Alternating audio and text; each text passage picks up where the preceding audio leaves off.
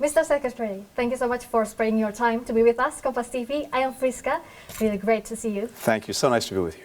Let me start with 72 years of strong Indonesia and U.S.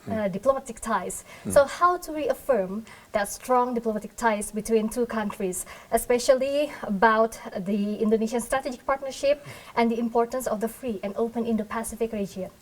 Well, that's exactly what we're doing. President Biden is committed to this partnership. It's a strategic partnership, and it's working on so many different levels. It's working bilaterally, the things we're doing directly together that I think will improve the lives of people in both countries. Regionally, where Indonesia plays such an important role, including in ASEAN, and even globally, where taking on the leadership of the G20, the 20 largest economies in the world, Indonesia is going to be playing a very, very important role next year. And for us, reaffirming these ties that are already very, very strong includes making sure that at every level, starting with our president, we're connected, we're working together. The president had, the two presidents, President Jokowi, President Biden, had a very good and long conversation when they were together at the Glasgow COP26 meetings.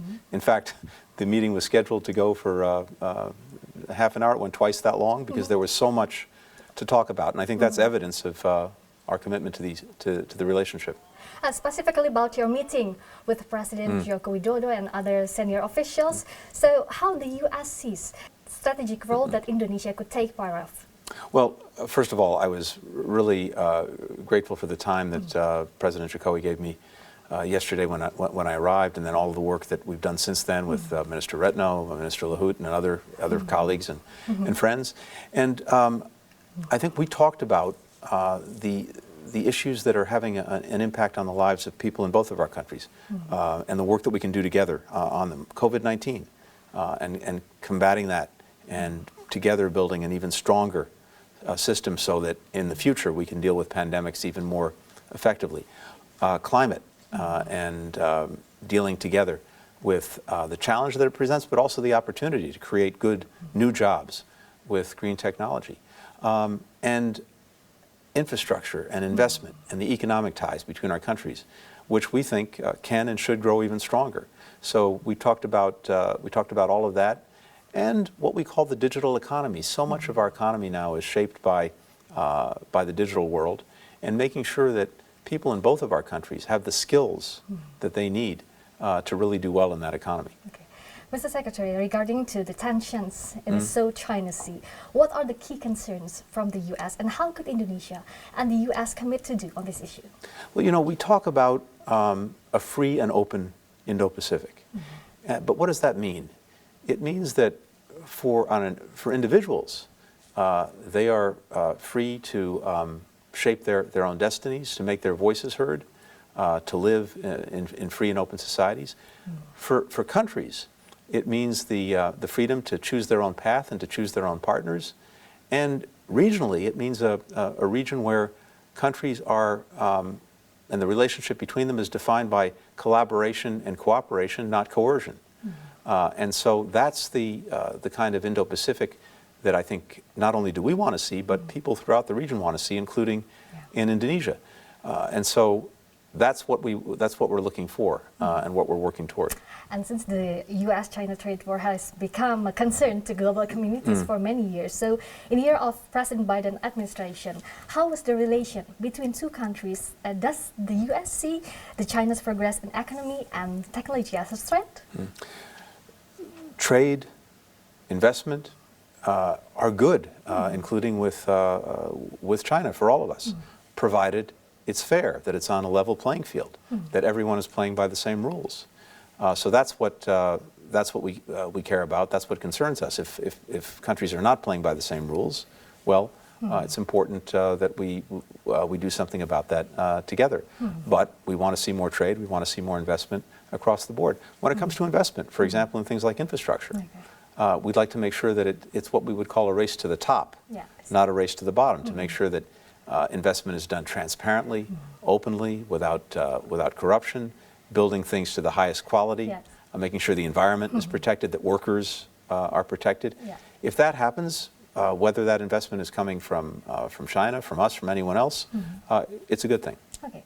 Talking about pandemic, as far as we know that the U.S. has been very supportive and committed in providing over 44.7 million doses of vaccines to Indonesia via COVAX and bilaterally. However, the inequity of supply remains not only in Indonesia but other countries too.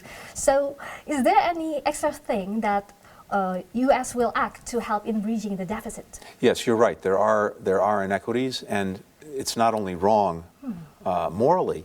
It's also a real problem for everyone because no one is safe until everyone is safe. And we've just seen that again with the emergence of the Omicron variant. And what happens is if the virus continues to be alive somewhere, it may start to mutate into new variants. And then those variants could come back and bite even countries that have been fully vaccinated if the new variants defeat the vaccine. So we have a strong interest in this.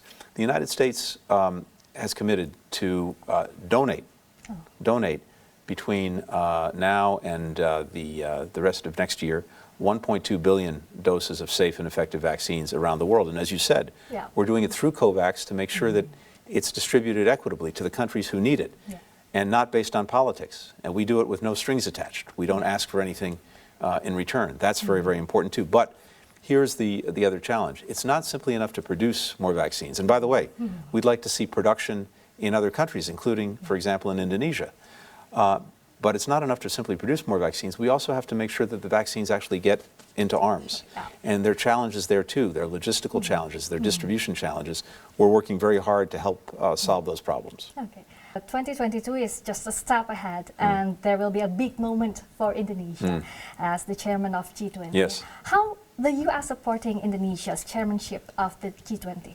We talked a lot about that with President Jokowi, with Minister Retno, with other colleagues, and we are looking very much forward to Indonesia's chairmanship of the G20 and the very important work that I know it wants to carry forward, including on things like health security, on climate, on the digital economy, on economic transformation, and we intend to be the strongest possible partners for Indonesia in that effort. It's a tremendous responsibility, but we're also tremendously encouraged that Indonesia is taking it on. It's an important moment for the world, and I think Indonesia can make a very big difference leading the G20 over the next year. Okay.